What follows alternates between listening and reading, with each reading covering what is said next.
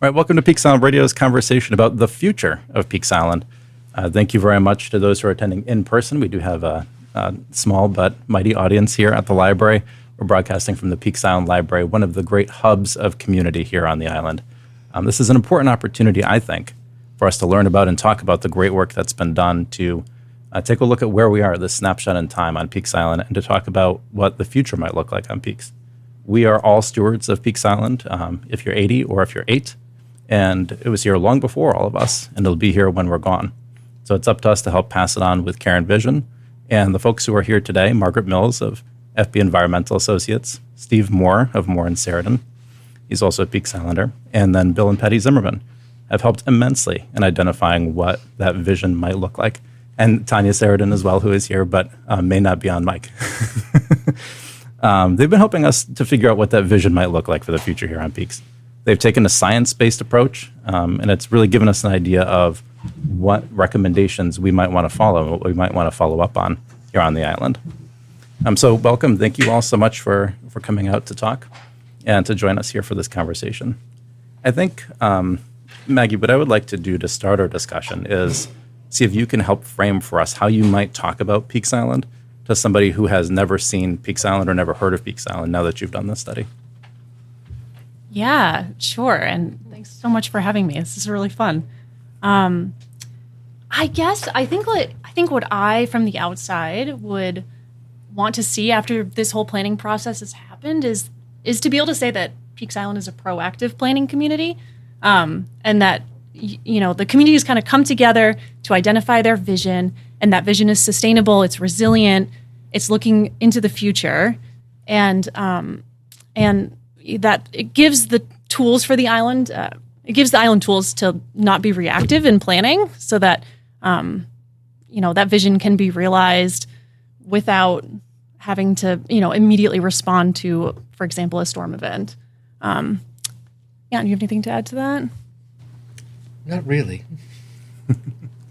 All right, so I think maybe we should pick up the thread from the storm event. It's actually, I think, interesting, telling, and unfortunate that in the wake of this report coming out, we actually did have several weather-related events. And I want to know from your perspective of having done this deep dive and thinking about what challenges there might be on Peaks, whether or not the storms and the weather impact that you've seen are related to the issues that you found in the report, and what in the immediate aftermath we might be able to do to either reduce the impact or maybe minimize the chance of something like this happening again. Sure, thanks. Well, I think what happened with those storm events is exactly what this assessment is laying out and kind of expecting, that we are going to see this. This is not, really up for any conversation. It's going to happen. When it's going to happen, exactly what it's going to look like, we're not going to know. But I guess getting the community to a position where, you can plan for it and look for funds that are available for, making infrastructure more resilient moving forward, instead of having to get funds like the FEMA funds that can often be reactionary and can be kind of build back to the same. I think that this planning process opens up that opportunity to be thinking ahead and acquiring funds that will allow for a more resilient island community. What was interesting, Chris, to Tanya and myself, because we weren't here at the time, we were away, and several islanders reached out to us and said, boy, your report nailed it, because you predicted these exact sorts of circumstances in these exact locations, and they came true. So there is science, and it is real. And it wasn't necessarily vindication of what we were thinking. It was just that bringing reality home to the island community, that these are real and things are changing. And that's just one aspect of all that science-based exploration that we looked at. Mm-hmm. Yeah, absolutely. So I think I want to use that as a jumping off point to the whole group here. Thinking about the fact that we did just see, and we had it play out where there was a storm, there were significant damages, and then, like you had said, Maggie, the FEMA funds have been sort of like build it back the same. What do you all think, or what do you envision as that next step of trying to target funds, maybe get as specific as you can, that would help us to sort of be proactive rather than just reactionary? Well, I think having had a community visioning process puts you in a much better position for that kind of funding. You're way more likely to score high and do well if you have come together as a community and thought about, what you want to see in the future and really had a strong evaluation of your existing conditions, which is what this report tries to offer the community. And so I guess that's a big thing that I see. Yeah, I think, Chris, part of that issue is just the island community now being knowledgeable and running into the bureaucracy that helps fund things to get replaced. And we, as a group, are relying on the Peaks Island Council to see some of these things and move them forward. But the Peaks Island Council really has no recourse except to go to the city council and say, gosh, $14 million isn't enough to really rebuild the back shore. And we need another 6 to make it more resilient because we want to do this, this, and this. And while our council members, our Peaks Island council members may know that, it's the bureaucracy that sort of rubs against that. And so the question is, where do those funds come from? That's the city. That's a matter to go back to the full city, and the full city to look at it. But we all know FEMA's policy is to just replace what's there, so it doesn't address that sustainability answer. If I can amplify on it just a little bit, Please. What's really interesting to me is there are 2 communities in Maine that have similar situations where roadways were completely wiped out by these storm events. And those 2 communities have decided not to rebuild the roads. They're just abandoning these 2 road sections that have been constantly failed. Mm-hmm. I don't think in Peaks Island in this day and age we can do this because of all the other related safety issues. But the landscape architect in me says, shouldn't we at least look at it? But those are things beyond us. But I think those are the examples we need to look to that should lead us in our thinking about sustainability. Mm-hmm. And I'll just add that now is the time to be having these conversations because the federal money is available. There's more money available for this kind of work than I have ever seen.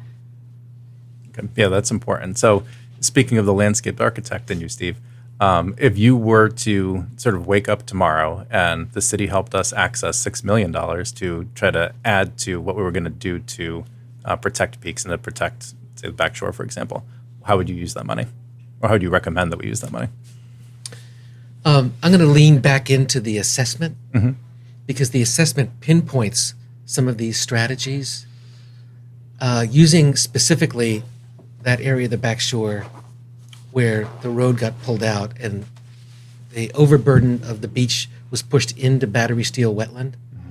That's a prime case where you would actually open up, instead of putting culverts back in and leaving that just a plugged area for runoff inboard coming out to the sea, or conversely wave action pushing water back into the wetland.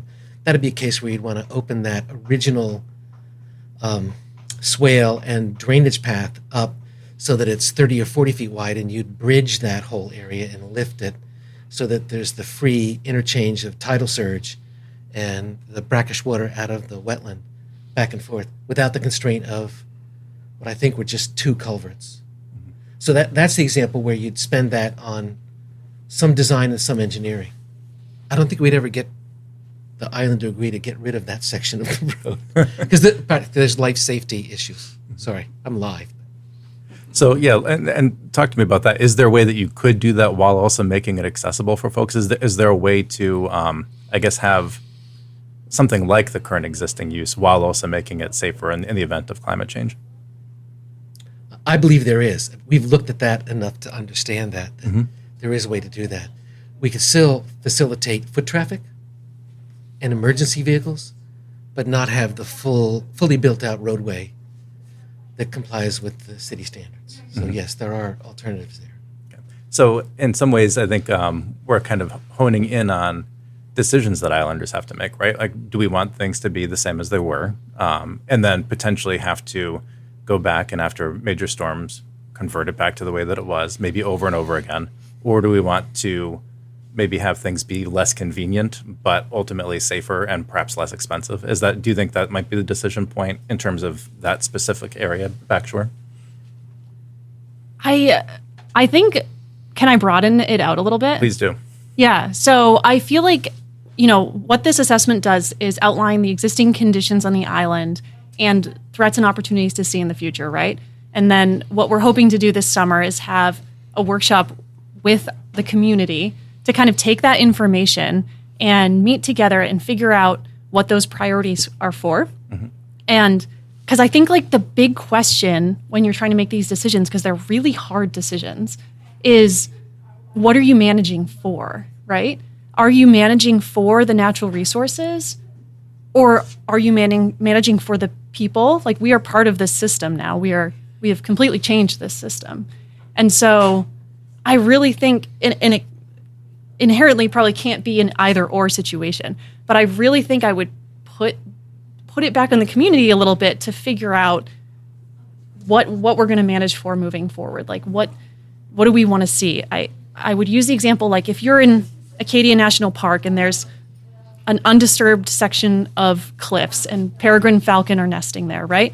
Then it's pretty clear you're going to manage for the falcon. Like, they're using that area, it's undisturbed. Here, it's a lot more complicated. We're not managing for like one species. We're managing for us, and also trying to make sure we're considering and including the natural resources in that management. Yeah, that's very helpful. It's a good way to think about it. And I think it reminds me of a part of the assessment report that talked about how the island character changes even seasonally, right? Like there is I think Steve and Tanya had put it in one of their pieces of the report as the peaks as park, right? And I think if we thought of peaks as park, maybe the balance would weigh in favor of kind of treating it like Acadia. But I think that there are a lot of folks in the island, I think a lot of the community, and even parts of the report that talk about how important it is to sort of maintain and cultivate the community aspect of Peaks and to focus on the people part. So I wonder, and there may not be a clear answer to this without doing that visioning project with the community, but I wonder where that balance may lay. And really, maybe this is a question for the four folks who are part of this project who also live on the island, where maybe with that tension of being an islander who is trying to get around Peaks Island, but also somebody who is involved in this project to help preserve it, where might you think about coming down? Well, this is Bill Zimmerman. I'll take a stab at that. It seems to me that we're at a very unique place in the history of Peaks Island right now, and this study was timed pretty well to provide us with what amounts to an inventory of our assets on the island. I think the next big step is for the residents of the island to recognize that while there are opportunities to bring some funding in to make some repairs, the responsibility going forward is largely on our shoulders, and that we have to start taking a look at how we fund things, how we create preventive measures, how we reinforce the responsibility that we bear, not only today, but with our children in the future.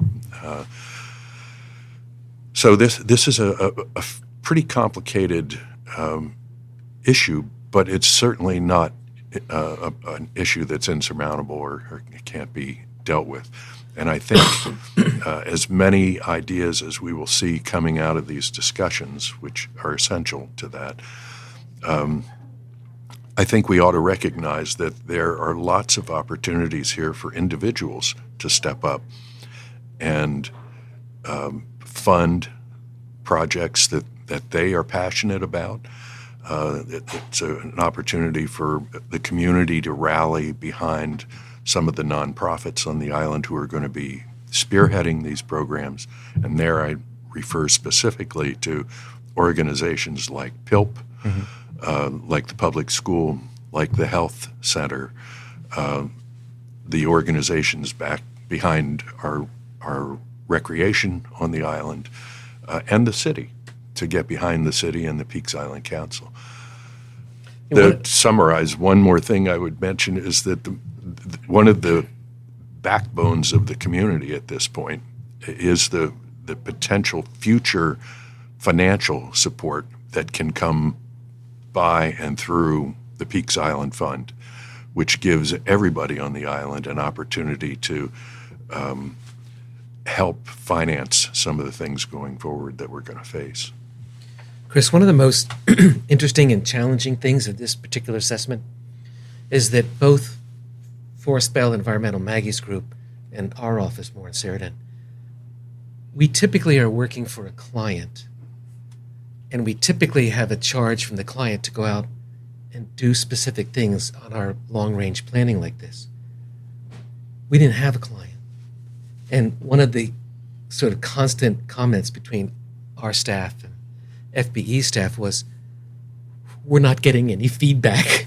This is a very unnerving circumstance to be in, because we're accustomed to people saying, no, we don't want that. No, leave that alone. And in one way, it was very freeing, because we just used the science to move it forward. And we had always counted on being able to take this to the Peaks Island Council, have the Peaks Island Council endorse it, which thankfully they did, and then turn it into those next steps where the council works with us to keep this public, get the public input, sift out what everybody feels is important, and let the community dictate those pieces that we're seizing and going forward. Because some of us are rather simplistic, speaking for myself. And so it's an issue of, yeah, I'm tired of people using our island as a public bathroom. So we can address that. But not everybody feels that way. And there are all sorts of things like that. So that's why those mechanisms moving forward and thinking those out really comes back to the community and trying to get the community invested in this. Because at the end of the day, what we care about, what FBE cares about, what our sponsor, the Z Fund, cares about, is getting the community involved. And there's people that are sitting in our audience here who at that initial hearing said, we need to keep this in the forefront. We should be checking in once a year on what these progress issues are. And it should be the community that's telling us that, not Tanya or myself, because we have our own biases coming out of that assessment.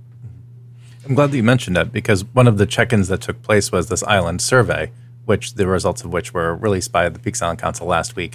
And I wonder if you could talk about some of the findings that you had from that survey and what some of like the major concerns that the community has that floated to the top of that. That's all you, Meg. Sure. Yeah. Well, let's see. Let's see here. So we got 272 online surveys and 15 paper survey responses, which I thought was pretty decent. I was excited about that. But I think when we get surveys back, of course, the first thing we're always asking ourselves is like, who are we missing? And so hopefully through this visioning workshop this summer, we can access some of the people who we missed in this paper survey. I think, we had a small demographic section, and we heard mostly from year-rounders, people who were over 65, and homeowners. And so I think it's important to consider that in all of our conversations about what we got from the surveys, and to think about that gap moving forward. Let's see, some of the major findings from the survey. I think climate change, planning, flooding, infrastructure analysis came out pretty high, and I'm sure that's a result of the damage that was incurred this winter.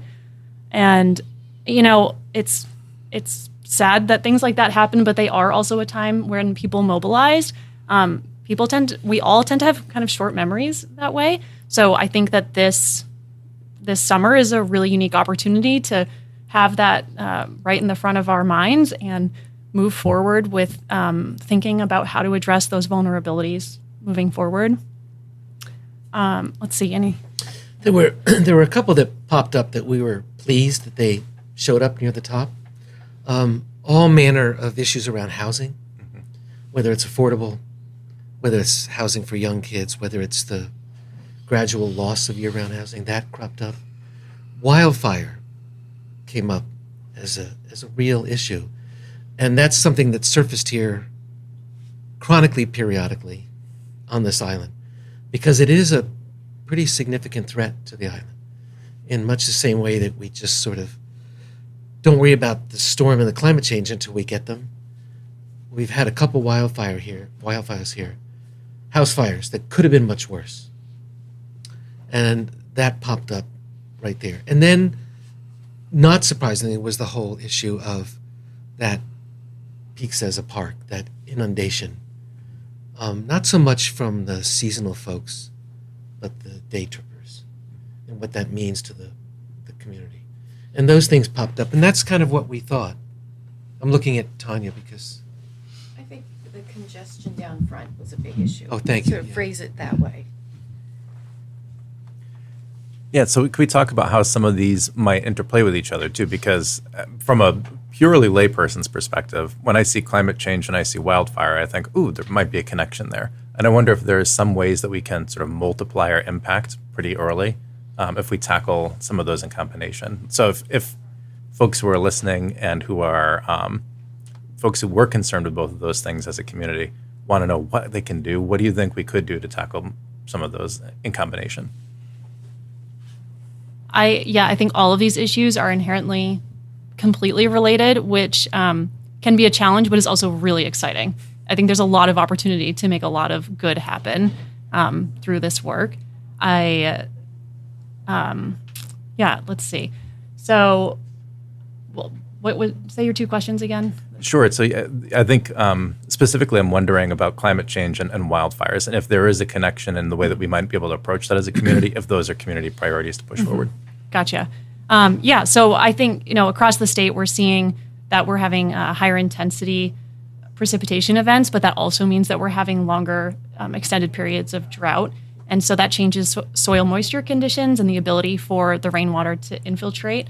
So there is absolutely a connection there, and something to be thinking about across, the whole Northeast. We're really lucky to have as much water as we do. I'm grateful to live here all the time. But it doesn't mean we shouldn't be thinking about it, and that those extended periods of drought won't cause issues here too. We've seen wildfires across the country and Canada in the last few years that have been pretty scary. I think, there was a 2005 Maine Forest Service report on Peaks Island that is helpful, but I think it's probably time to revisit something like that to get, experts more involved. But there's certainly, actions that homeowners can take to mitigate risk to properties. But there is, Chris, this interesting issue that we sort of put in the rearview mirror, but it's very real. The change in our precipitation to a more acidic situation tends to stress forests and vegetation. And in this particular case, because the majority of our forest lands are spruce fir thickets, that higher acidity in the soils has a tendency to shorten the lives of this particular type of vegetation. And as Maggie pointed out, that change in excessive wet, excessive dry also does that. And that forest study report from 2005 does point out some things that we know would cause controversy or issues on the island, like we're not going to clear trees away from the roadway 30 feet off the center line. It's just part of the charm and the character of this place are some of these smaller lanes.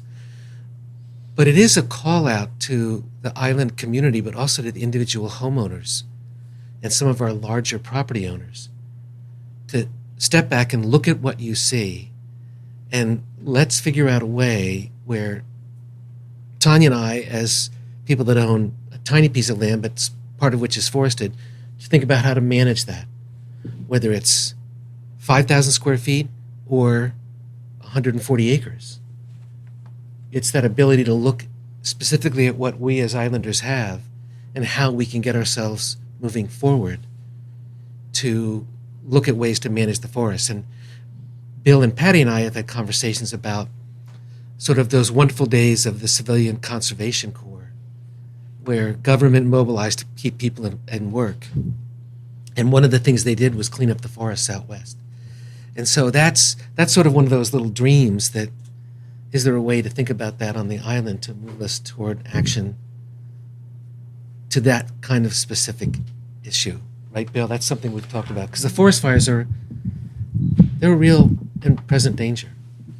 Yeah, and I would expand on that. We're seeing changes in temperature regimes. We're going to see species like maybe the red spruce that they're going to be slower to adapt. They're going to be vulnerable and weaker. I know there's a lot of beech on the island, and the beech are going to be susceptible to beech bark disease. Like, there are things moving in. So, thinking about your existing forest and how you have to think about managing it for the future, right? Because it's going to change. It's not going to look the way it does right now, regardless of how we manage it. Yeah, I think there's an old saying that really effective charitable work or community work relies on 3 W's. There's wisdom, wealth, and work. And in those 3 categories, I think there's room for everyone on this island to help out. So again, I have to stress that this is not something that we can afford to say that our neighbors will take care of it, or PILP will take care of it, or the health center will.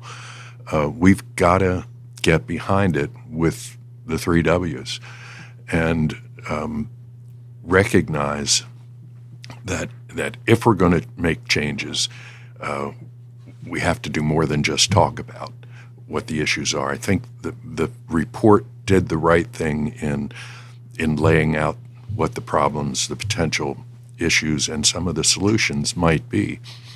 But now is the time for us to figure out what we're going to do. What are we going to do about it?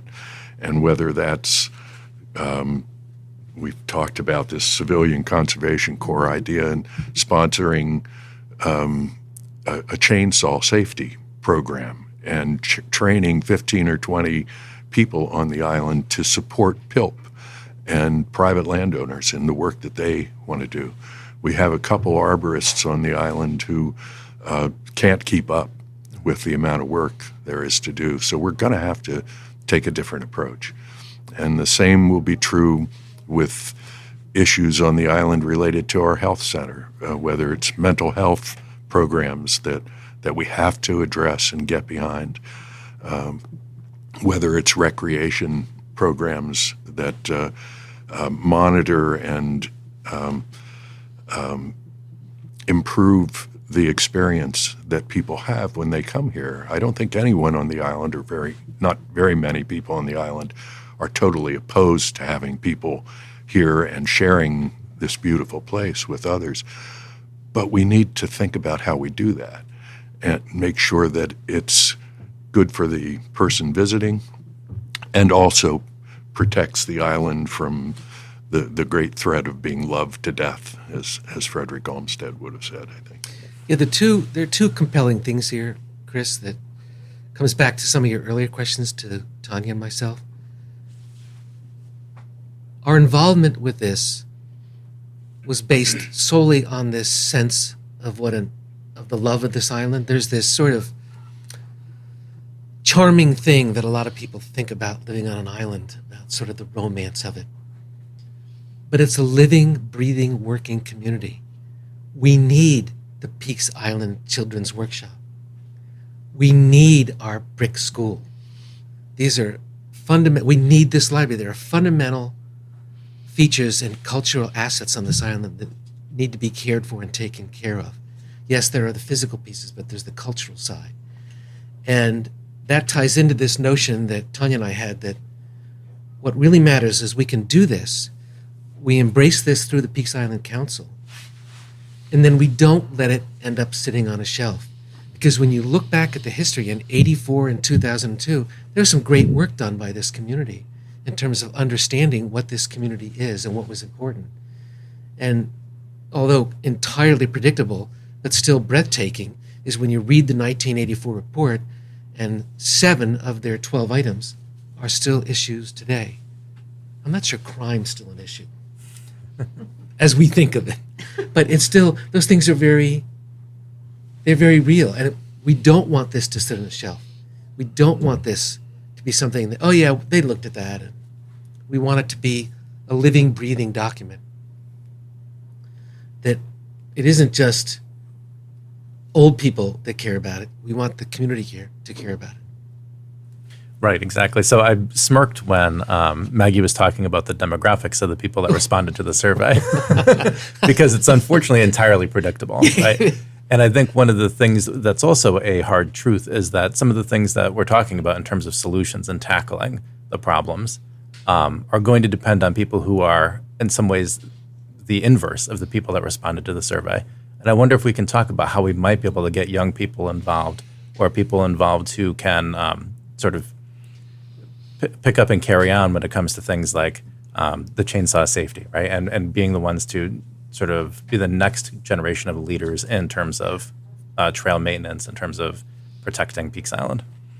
Yeah, I'm glad you just mentioned that demographic thing, because those of you who've studied this assessment will know that we're something, I don't know whether it was median or average, we're 20 years older than the people across the bay. We're 59 something or other, and they're 37 or something or other. And so one of the real challenges that we spoke about, and our sponsors have urged us to think about as we work through this, was how do we get those young folks involved? How do we keep them open to it? So it comes down to, as we've worked with FBE to work on this set of workshops and planning sessions, we build them to capture it at a time when we get some of the younger folks in on that workshop in July 27th, right? July 27th. So we have that set up for that workshop right at midday with childcare so that we can drum up that support. And then we as a community on that planning team have to reach out and grab that younger demographic and pull them into this process. It's really incumbent upon us to do that. And in my experience, not that that's that wonderful and all-encompassing, we need, just as Bill said, we need some champions to grab on to different pieces of this and move them forward. And it has been encouraging to see that Peaks Island Council already had a bunch of these things in process, the things that we mentioned in our assessment for some of those recommendations. And so the Peaks Island Council is doing a great job on a bunch of these topics. I just don't know if anybody's thought long and hard about how to grab those people that are more like 39 than 59. Yeah, I just want to add to that too. And I think it's super important to find a way to access those families, and often like going to people where they're at and not expecting them to come to a workshop maybe that goes over dinner time, or through the witching hours. It's super important. But I'll go back to Bill's point of the 3 W's, wisdom and wealth and work. And I would really think about your strengths. And so you're going to have wisdom and you're going to have wealth, and you're going to find people who are going to want to do the work, whether it's using that wealth or finding someone to actually do the work. And so, I think right now in my own life, I have a, young family, and I realize like, wow, when you have kids, and you work, it's pretty hard to find any time. Like the reality is like you literally don't have hours. And, people who have retired, like they have so much experience and they have so much time to give.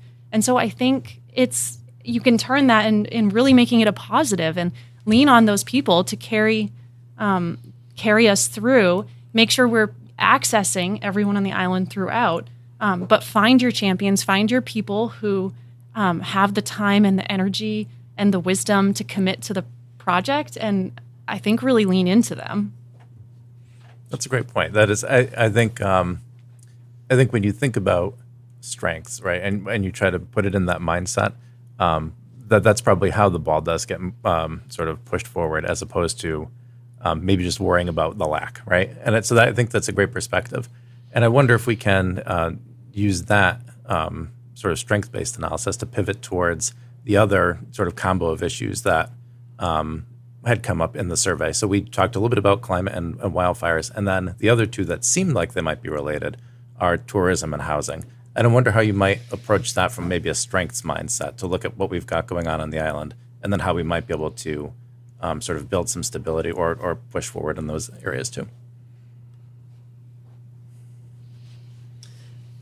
I think sometimes when we approach these science-based studies and we look at these different aspects of a community, some things get overlooked. For all the sort of bad press that tourism gets, it drives a huge part of our income base for our businesses on this island.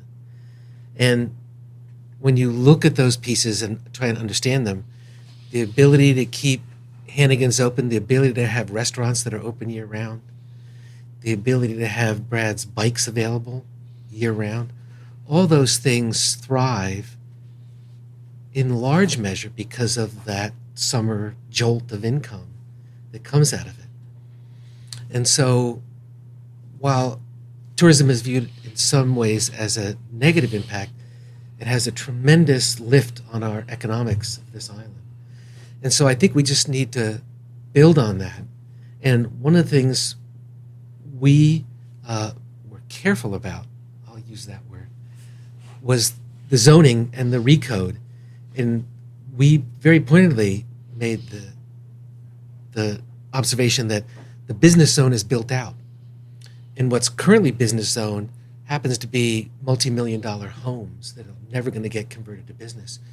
So we had raised this question from an economic and business perspective to balance against tourism. Shouldn't we expand the business zone, be selective about pushing our business zones around? And the city has done that in a minor way, and that's sort of baby steps. But that's building off that the strength of our businesses is what helps this community stay alive and healthy. And so those are one of those things we have to look at as a group and as an island and say, yeah, that's not all bad. The other issue, I just lost it, but Housing. oh, housing. Thank you. What a challenge. I'd love. Tanya and I talked about this just yesterday about what do we do about the housing here. We can see just the complexities of it with what happened with our one affordable housing project here that got snarled up in a court decision. You can just see how difficult it is to advance those things. And Tanya, you and I had a conversation about striking this balance between seasonal rentals, Airbnbs, and housing stock that needs to stay available to the island community. Can you recapture that? Or would you like me to paraphrase it? I don't remember the particulars. Our challenge is that what we're seeing as a trend is that our year-round housing stock is being sold to investors who turn around and treat it as either Airbnb or Vrbo or seasonal rentals. And somehow the island as a community has to look at how we approach that to create a fund where the community could gather together and have a war chest of 300,000 or 600,000 or 800,000. So the community could buy it and then have the ability to convey it out with certain deed restrictions or covenants to allow it to stay in the community pool. And our affordable housing group has done that in some measure. But I think it needs to go on a much larger scale and a much broader scale.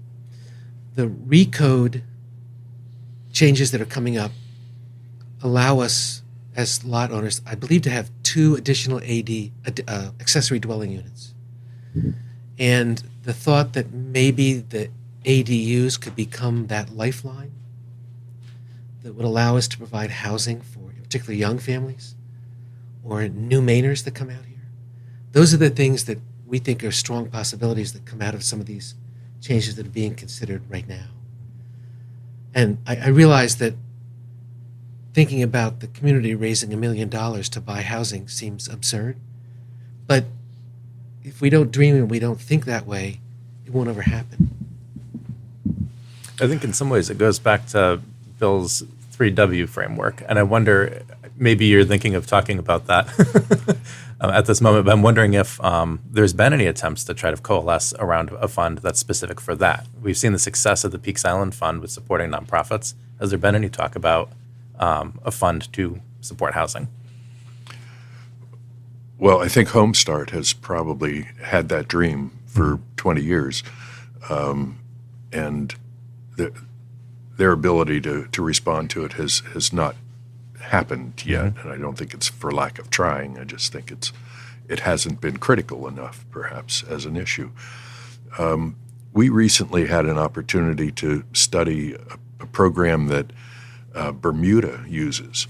And interestingly enough, there they face a very similar situation with high net worth of individuals on that island, and a large population of people who are working in the hotels and working in the restaurants and desperately looking for places to live. One of the things that they have done there is that the banks have stepped forward and developed programs where they will come to a family who has the space or has the ability to add on to an ADU, and they will actually offer the financing to do it. They will manage the rental of that property for the homeowner for a period of 10 years while the loan is being repaid, and then they will turn the property over to the homeowner to go forward with it. So it's an interesting idea, I think. I'm not sure how well it works. I don't know all the details of it, but I don't think this is just a public welfare issue or a charitable issue. I think there's the potential here for some for-profit organizations to look at this and recognize that this is a way that banks could get involved, that other real estate organizations could get involved and put some of their wealth to work for themselves and for the community. There's another category of housing that I've just recently become aware of that I've been hearing people talk about that's really needed, and that's seasonal staff for some of the businesses. Like I know Ilioni was looking, they were trying to think, could they have a campground somewhere so their staff could live in a campground? Or, I think some of the other businesses were looking for places to house their staff for the summertime. And, a rooming house or something like that would be really useful to some of the businesses. Yeah, Tanya, as everybody in here knows, I think, when this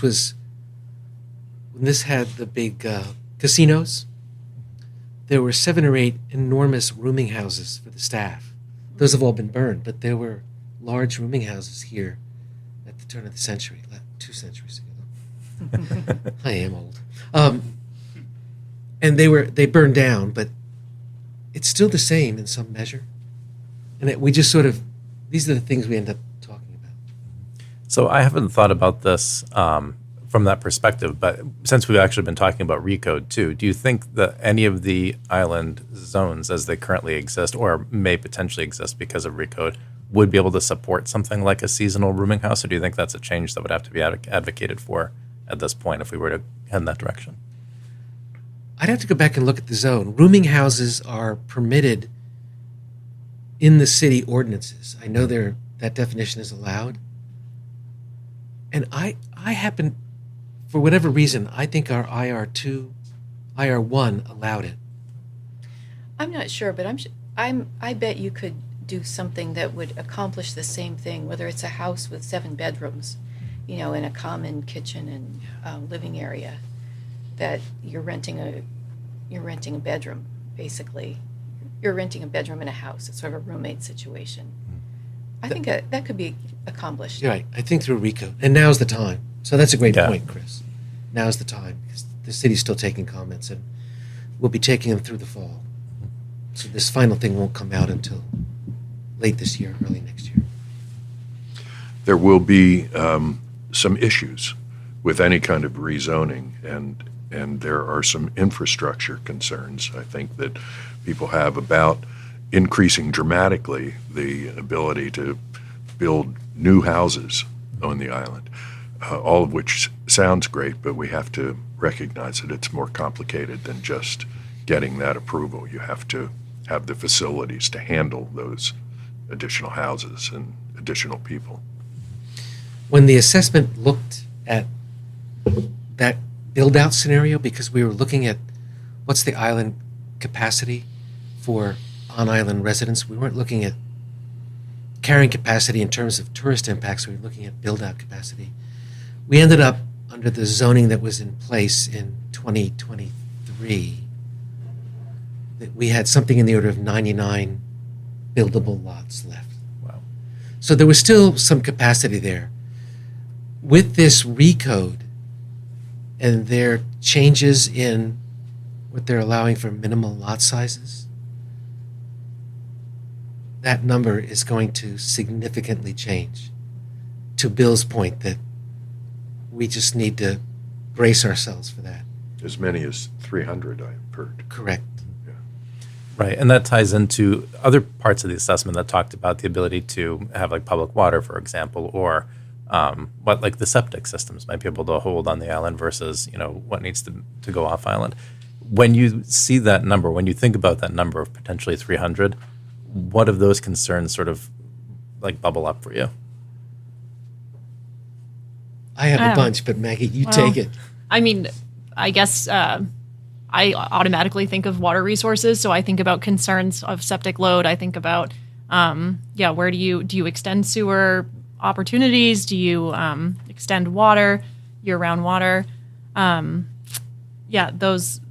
Those rise to the surface. But I also think that you have to be thinking about, fire and other emergency services, which if you're adding that many more houses, you're going to have that many more people.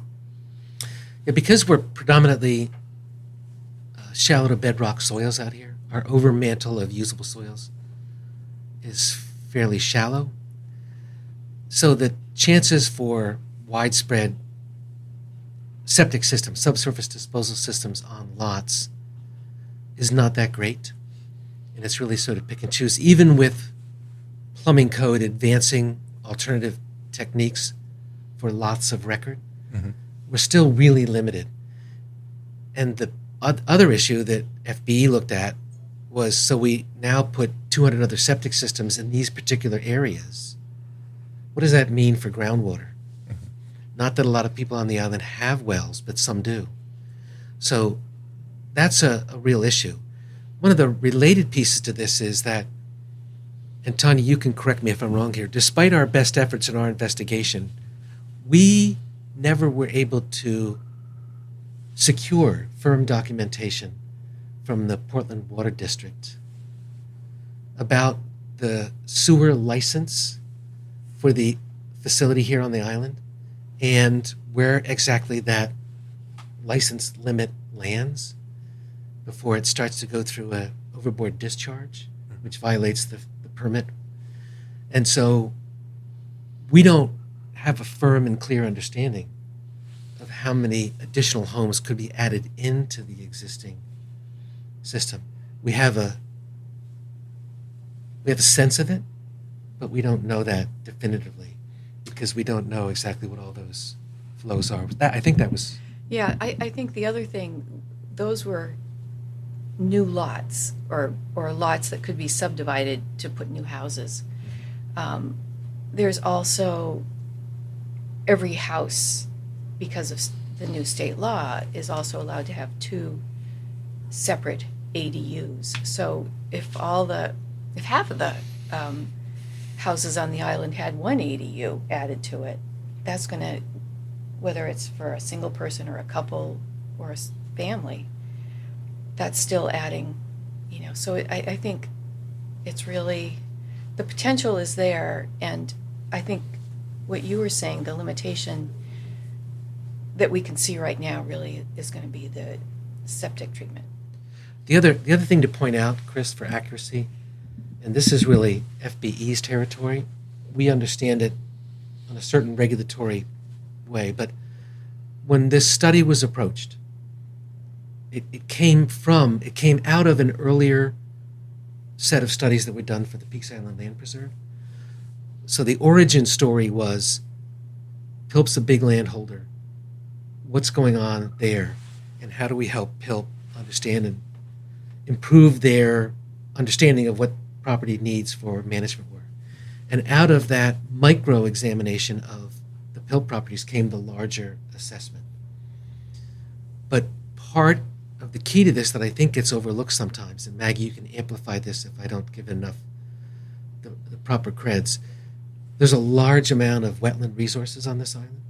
There's a large and significant amount of streams, freshwater wetlands, the saltwater bodies, the brackish water wetlands, forested wetlands.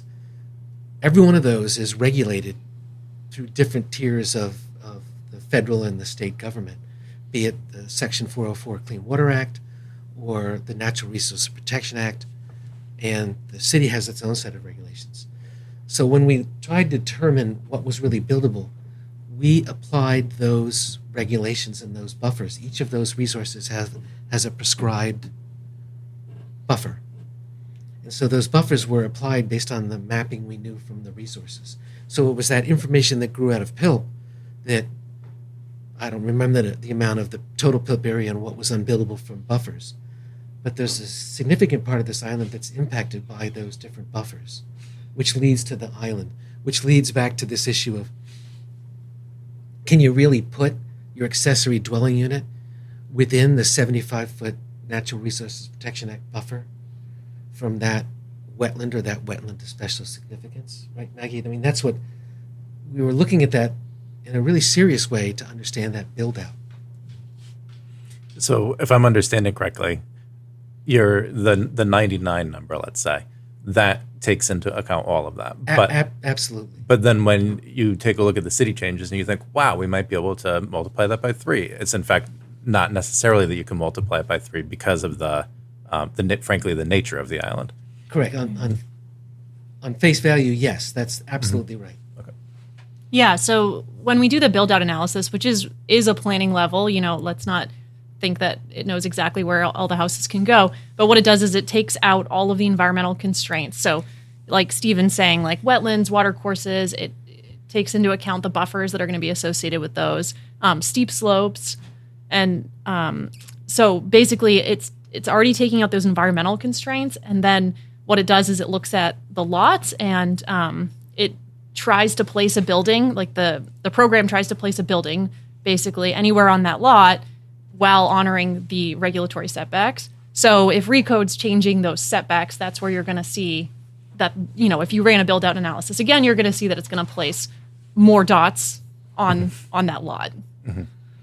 Yeah, that's fascinating. So I think that for some folks, particularly folks who took the survey, who may think, job done. We've got accessory dwelling units, multiplying now on the island. We'll be all set.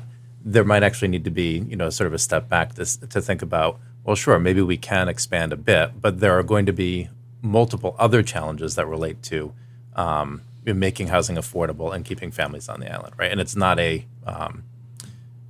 silver bullet to be able to make that happen. I think that's absolutely right. It's not linear, and there's no stake through the heart. It's a lot of other hard work to go back through and figure out where those belong and how they fit. But I do think that generally thinking about density of housing, right, also allows you to protect those resources. And, like those wetlands on the back shore are going to be incredibly important for flood storage moving forward for the island. So, it's not a silver bullet for sure, but I do think it's a great way to think about how to manage these competing challenges. And we're also reminded, I think, that we're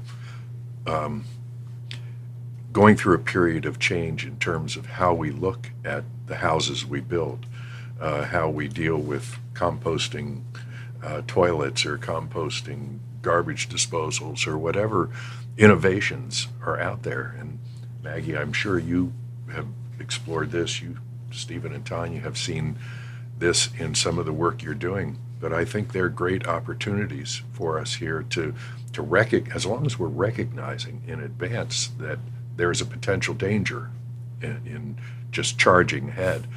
And if we can anticipate and explore and research the way we have with this study, research the various innovations that are coming along and take advantage of them, or at least experiment with them to find the right thing. Again, I think it's been one of the advantages of our system of government and our system of life in this country is that we find ways to improve what we've been doing in the past and not do it to harm each other in the future. That's a great point, and that actually leads to something that I wanted to talk about. I think so. I've been on Peaks for 12 years now, and in those 12 years, I've heard people say from day one to now, Island's not like it used to be. And they might be talking about 10 years ago, they might be talking about 20 years ago, they might be talking about 50 years ago. But for particular reasons, I think a lot of folks look at Peaks as compared to the past. And I'm hearing Bill talk about, I'm hearing some energy around this idea of like, how might we be able to build the future? And I'm wondering if you have any like concrete ideas about how we might be able to shift the conversation on the island from Peaks isn't like it used to be to look at what Peaks might become and how we might get folks excited about that. The first thing it makes me think about that Stephen and I were talking about this week is that when we talk about what it used to be and you say like 10 or 20 or 50 years, it's all about context. So 50 years was not an undisturbed place. And then before that, the Wabanaki people were here. And before that, no one was here. So having that context, I think, on our own biases in conversation is super important, and recognizing that like what we see as what was best in the past, that's a personal feeling. And at least for me, I feel like that context allows me to look forward and think like, okay, maybe the way I've experienced this isn't the only way or the right way. There's like a lot of opportunity for embracing change and making it go with the vision of the community. Yeah, I think part of the outcome in advancing this assessment is going through that public engagement and getting a sense from people about what they really like here and where the naughty parts are in their living here, and then getting energy built around what it can be, just like you said, what it could be. And as you asked that, this conversation I had however many years ago with Rita, everybody know Rita at the store? Rita? Of course. Thank you, Rita. She and I were talking one day, and she said, I really miss the old days here on the island. And I said, what are those things? What was special about that then that you see different now? And she was really sort of simple about it. She said it wasn't as busy, it wasn't as hectic, it wasn't as crowded in the summers. And the telling point for me was, she said the community was a lot tighter. It was a lot better fabric that held us together. And I think that gets back to what Maggie just said, which is, what is it that we're striving for? What was important? And that's part of what this is trying to do now, is how do we knit this together so that we love going to the rummage sale? That's part of our very being here, isn't it? It's that sort of thing, Chris, that I think we work as a community to strengthen. The church rummage sale. When's it happen? What's the date? Can we advertise it? No. Drop your goods off today before noon. That's right. And I think those innovations that Bill talked about can help us achieve those values. Absolutely. We have to rely on those.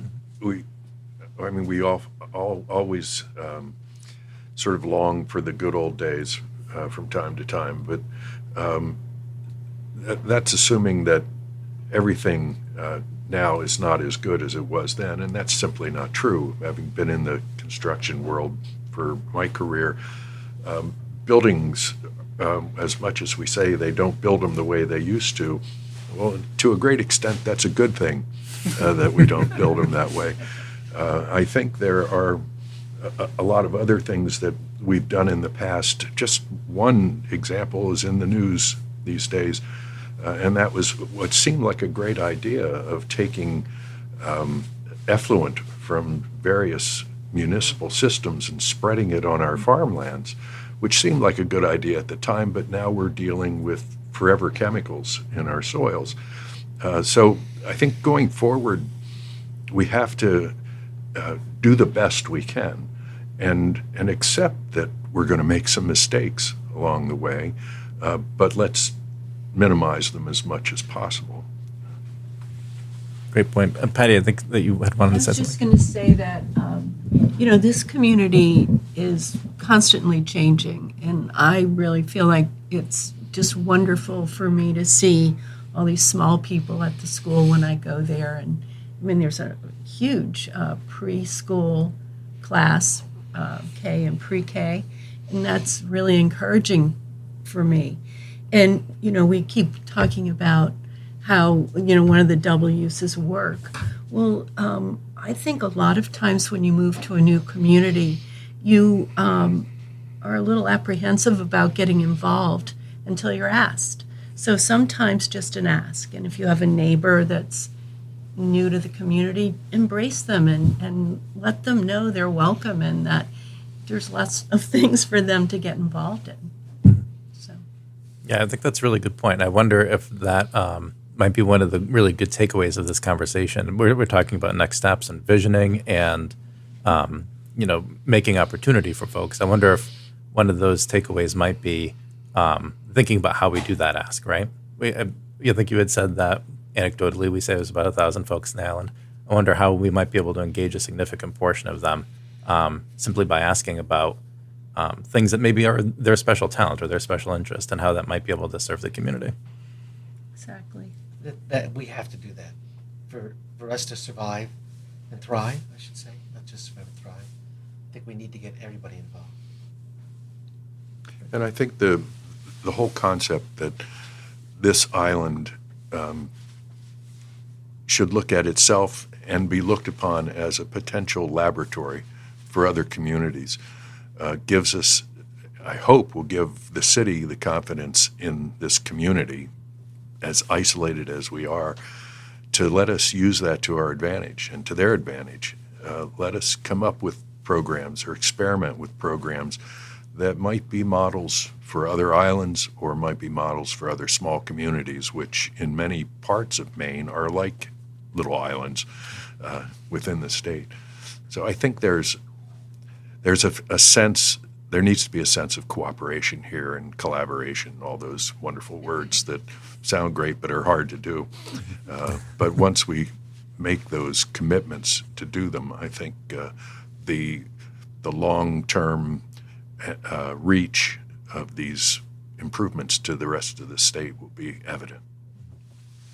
That's great. I think that's very inspiring, which is another one of those words that sounds great and it is hard to pull off. But I think that to the extent that Peaks really could be a testing ground for a lot of really great innovation that would be, future oriented and I think oriented around preserving community while also at the same time preserving the natural environment, is something that would be very motivating to folks in the island. I think one of the things that pulls people to this place is, to some extent, an appreciation of community and of nature. And I wonder if that might be a message that would be useful in driving that change. Along those lines, I'm assuming that some folks listening to this conversation, some folks in this audience who are already quite engaged in the community, will want to know what next steps they can take. They might be motivated to think about going to the visioning meeting, for example, or they might be looking to see what they can do in the next, several weeks to several months. What are some ideas that you have, or what are some things coming up that folks can get involved with? Hit it, Maggie. Yeah, sure. So we have a public visioning workshop planned for July 27. That's a Saturday from 10 to 2. 10 to 2 at the Brackett Street Church. New Brackett Church. Brackett No Church. street, right? Yeah, so that'll be July 27th. And then in the interim, on May 28th in the evening from 6 to 8, we're offering an opportunity for all or organizations on the island to send a representative to come to a planning meeting for that July meeting. And so we hope that if you're involved in an organization, please talk to your group and identify a representative who could join us, because one thing that's really important to us throughout this process over the summer is that it is community driven, and so that what we're hoping is that individual organizations can have agency over their specialties, their expertise, and come to the July meeting with a table on that topic that we can help plan, so that we have experts, we have locals at the workshop running each of those. Yeah, thank you, Megan. I think that those are important things. So if you're not a member of one of those nonprofits, you should join a nonprofit that has some interest of yours on the island and do that. But equally important, if you go online, either reach out to the Peace Island Council or to either FBE or more in Seredin. Let us know what your areas of interest are and how you want to do that, and we'll connect you in with the right people to tie into to get you involved, because that's what the bottom line is. So that should be something that everybody feels free to do. Contact us. Or it's sort of interesting. I haven't looked at this demographically to cut through it, but given the number of nonprofits in our small island population, on an intuitive level, I got to believe 60 or 70% of the islanders are involved in one of our nonprofits. I'm guessing, but. And just to emphasize, the July workshop is open to everyone, so please come. Thank you, Megan. We're looking to local organizations to help us plan and run it. But please come in July. There will be food. And babysitting. And babysitting. Thank you, Patty. Yeah, thank you. And that is, I think babysitting is one of those really important things that make it more accessible, right? And exactly. that probably, Childcare. right, yes, that probably make it more likely to get greater engagement too. Any final thoughts as we wrap up? I had another thought, but I also realized that the library staff does need to close it eventually, so I jumped just to want that. to really emphasize and my gratitude for the people that worked on this project, who are just hard workers and really brilliant. And if you read this report, if you haven't read it yet, you should. You can get copies at the library, and I believe that there are all the studies that we did on the PILP land, each piece of that organization, all those pieces of land have been studied, and you can also read those at the library or online. My only thought, Chris, is that we are so lucky to be on an island where so many people care about it as an island and as a community, not the least of which are the sponsors of all this work, the Z Fund, which we're really blessed to have. But also, I'm glad we're on radio so that no one can see my shirt, because somebody made fun of that earlier today. That's my final thought. Maggie, any final thoughts? I would just emphasize that I do think that this is a really unique community, in that you are so close and you do have the power to step forward and proactively plan and see out a really beautiful vision for the island. I think there's a lot of positive out of this, and I guess the positives of a changing climate right now are that they're kind of making us reckon with that and come together. And so hopefully we can take that energy and move forward and do some really good things. Great. Phil and Tanya? Just a re-emphasis of the fact that this is an opportunity for us to seize our own futures and to direct the way we're going to head down this road. There are so many different ways we can do it, so many opportunities to get involved in different ways, and I just encourage everybody to find one or two that meets their needs, and recognize that most charity is really driven by self-interest to a great extent. And in this case of charitable activities on this island, they are are important because they respond to the emerging needs of the community. And as long as I don't think there's anything wrong with that commitment to self-interest. I think it actually encourages us to help each other out and back each other up. Thank you. And thank you all, everybody on this panel and folks who attended as well.